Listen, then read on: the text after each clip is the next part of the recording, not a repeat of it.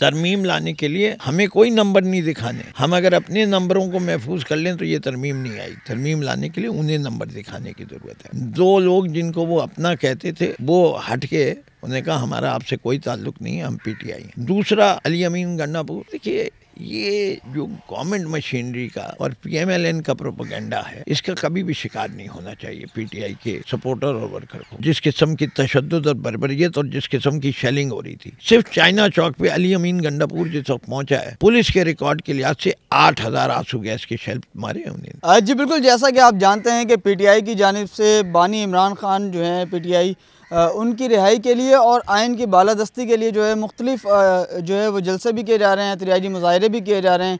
ऐसा ही एक एहतजाज इस्लामाबाद में भी जो है वो कॉल दी गई और देखने में आया, लेकिन उसमें ये देखा गया कि मरकज़ी क़यादत जो है वो बिल्कुल गायब रही, जिसकी वजह से जो है कारकुनान काफ़ी मुश्तिल भी नज़र आ रहे हैं, काफ़ी बातें भी की जा रही हैं। ख़ास तौर पर अली अमीन गंडापुर के हवाले से बातें की जा रही हैं, क्योंकि वो बड़ी बड़ी बातें करते थे लेकिन ख़ुद जो है वो मंज़र-ए-आम से गायब हो गए। कहा जा रहा है कि वो लापता हो गए थे, फिर कहीं से मिले। तो इस हवाले से हमारे साथ मौजूद हैं सीनियर रहनुमा हैं पीटीआई के फिरदौस अमीन नकवी साहब। इनसे बातचीत करेंगे कि इस वक्त क्या सूरत हाल चल रही है।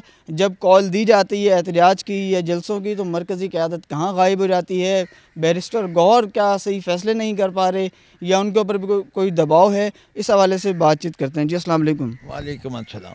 फिरदौस साहब ये बताइएगा कि इस वक्त जो सूरत हाल चल रही है, कारकुनान भी काफ़ी मुश्तिल नज़र आ रहे हैं। कॉल्स तो दी जाती हैं एहतजाज की भी, दूर दूर से कारकुनान भी आते हैं शिरकत के लिए, लेकिन हम ये देख रहे हैं कि मरकज़ी क़यादत जो है वो अक्सर गायब ही रहती है।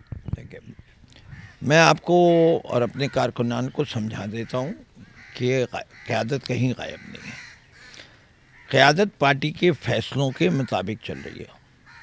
इस वक्त हमने अपने तमाम एमएनएज और तमाम सेनेटर्स को बाकायदा हिदायत दी है कि वो जो हमारे डेजिग्नेटेड सेफ स्पॉट्स पे जाके रहें और सारी पब्लिक डीलिंग ख़त्म कर दें।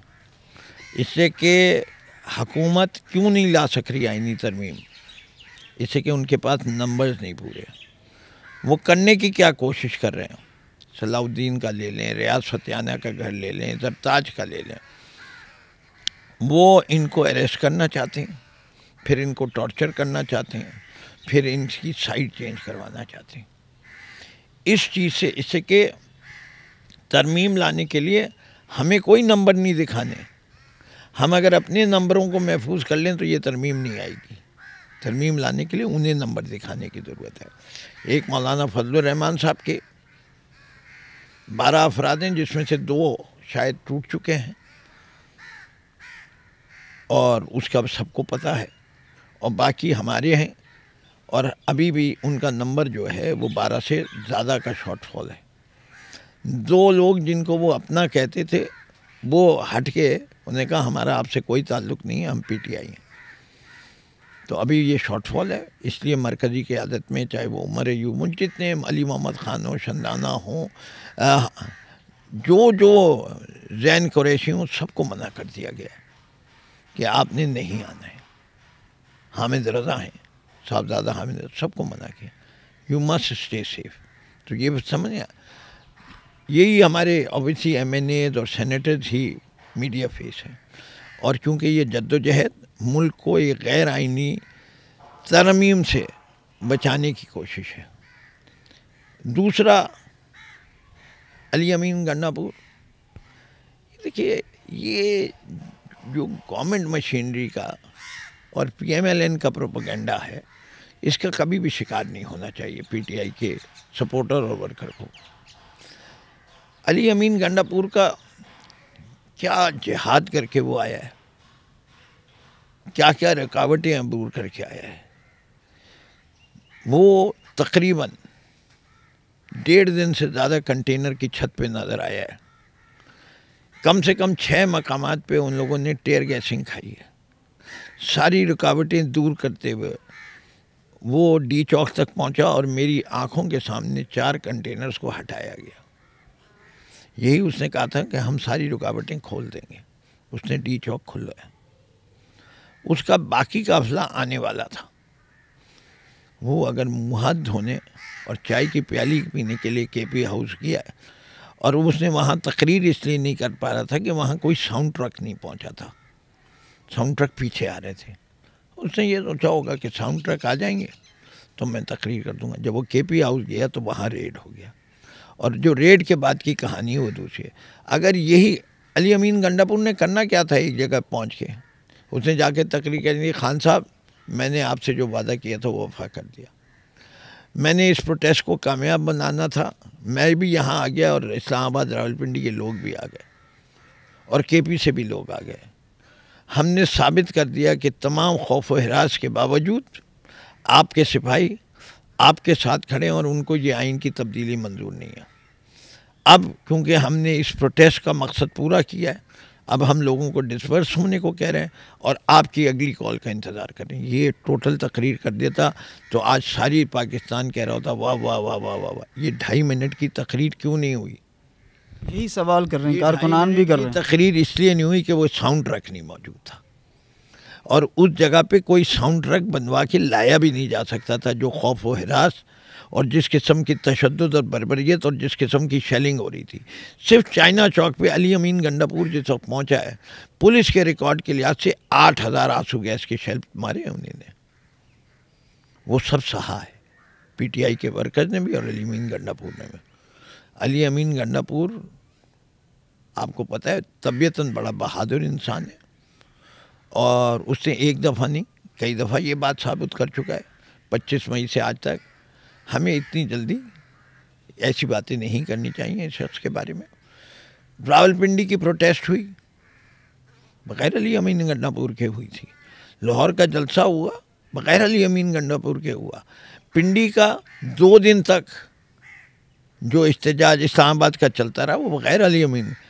ख़ुद पंजाब की जितना जुल्म व सितम किया है, मैं पंजाब के लोगों को सलाम करता हूँ। फैसलाबाद, मियांवाली, भावलपुर, लाहौर, रावलपिंडी, इस्लामाबाद, 6 शहरों में 15 दिन के वक्फे में इन सारे शहरों ने साबित किया कि हम इमरान खान के साथ खड़े। ये प्रोटेस्ट इंशाल्लाह चलेगी, और जब तक पाकिस्तान के अंदर रूल ऑफ लॉ नहीं आएगा, आइन की बालादस्ती नहीं होगी, उस वक्त तक चलती रहेगी। ये सोचना कि अली अमीन गंडापुर जो है वो खान के साथ बगावत कर सकता है या धोखा दे सकता है, पॉसिबल नहीं है। शायद लोगों को एहसास नहीं है कि इस वक्त पीटीआई की लीडरशिप जो लीड कर रही है वो कित खौफ हरास के उसमें। लेकिन देखिए मैं आपको बताऊं, आपको पता है ये जो सेक्शन 12 आया है आइन का कि कोई आदमी भी इस्लामाबाद में मुजाहरा करेगा रेड जोन में तो 3 साल की कैद है। कितने लोग नज़र आए वहाँ?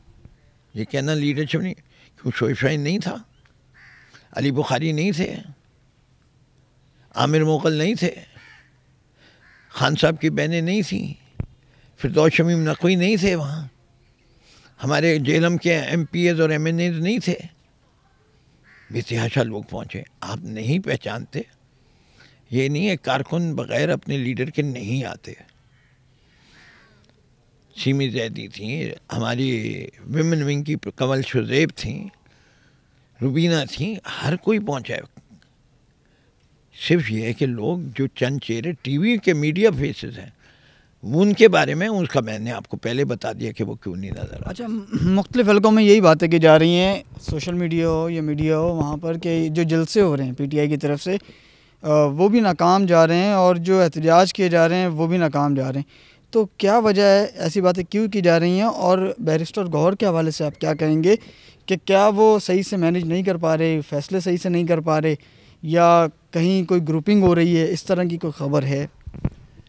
देखिए, पहली चीज़ तो ज़रा मेयार तो जज किया जाए कामयाबी और नाकामी का। लाहौर का जलसा के लिए NOC हम कब से मांग रहे थे? 2 माह से। दी किस दिन? जिस दिन की दे रहे थे उस दिन 1 रात पहले दी है। किस वक्त दी है? अनाउंस 5 बजे की है, हाथ में दी है 9 बजे। ट्रक जिसमें ऊपर सामान रखा था वो पहला ट्रक किस वक्त उतरने दिया? सुबह 6 बजे फजर के वक्त।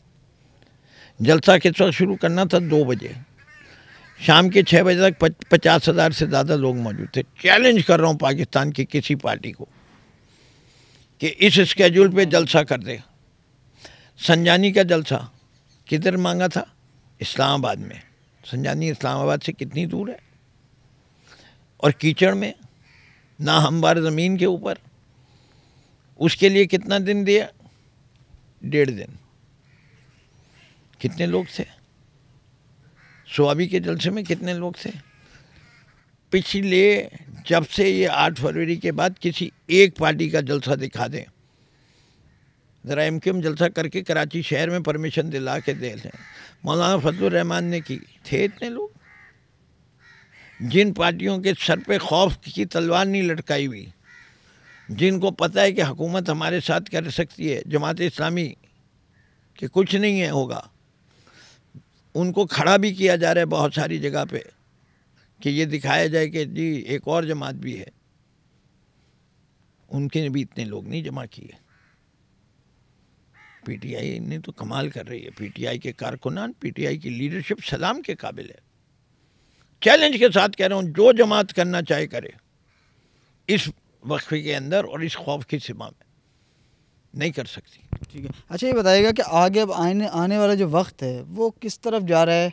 सियासत किस तरफ जा रही है? क्या बानी पीटीआई बाहर आते हुए दिखाई दे रहे हैं या कहीं कोई मुज़ाकरात की डील की बातें चल रही हैं? तो किस सूरत हाल क्या बन रही है अभी? अगर देखिए 3 मौज़ूआत हैं। मुज़ाकरात किससे किए जाएं? हम इस कठपुतली हुकूमत को सेंक्टिटी नहीं देना चाहते, इसलिए फॉर्म 47 की है। अगर हम इनसे बातचीत करेंगे तो हम पहले इतराफ़ कर रहे हैं ये हुकूमत है और सही है, तो हम नहीं करना चाहते। जो पाकिस्तान की सियासत की हकीकत है उसको हम पूरे पाकिस्तान के सामने आया करना चाहते हैं। पाकिस्तान की सियासत की हकीकत ये है कि या तो जर्नैल ख़ुद हुकूमत में होते हैं और मार्शल्ला लगा के, या वो जो सिविलियन गवर्नमेंट से उनको कठपुतली की तरह नचाते रहते हैं। और ये एक दिन की तारीख नहीं है, ये 1951 से लेकर 2024 तक की तारीख है। और ये आइन की सरासर खिलाफ वर्जी है, ये इनके अहद की खिलाफ वर्जी है। हम कहते हैं कि देखिए आप हमसे बात कीजिए, आप इस मुल्क को नातलाफ़ी नुकसान पहुंचा रहे हैं। आपने इसी किस्म के काम करके पूरा बांग्लादेश बनवा दिया याहिया ने। दूसरा याहिया ना पैदा करें अपने अंदर। पाकिस्तान के अंदर 2 सूबों में बड़ी बेचैनी है। अच्छा ये बताइएगा कि हुकूमत तो बन गई, आप कहते हैं कि अपना 47 फॉर्म 47 की हुकूमत है, लेकिन अब आप नहीं समझते कि मुल्क के जो इस वक्त सूरत हाल है तो इस हुकूमत को 5 साल पूरे करने चाहिए? आप ये नहीं समझते? मेरे ख्याल से इस हुकूमत को तो एक दिन भी नहीं देना चाहिए। इससे कि जितने आप देते जाएंगे उतना आप ये कह रहे हैं कि इस किस्म के काम जिससे इलेक्शन कमीशन इन पाकिस्तान ये लेके आई है, आइंदा इलेक्शन कराने ही बंद कर दो। सब जाके बूट पॉलिश करें, नोट लगाएं इलेक्शन कमीशन वालों को और नतीजा ले आएं, और इसका नाम हम जमहूरियत देंगे। ये निज़ाम अच्छा रहेगा इस मुल्क के लिए? क्या आपको एज अ पाकिस्तानी मंजूर है ऐसा निज़ाम?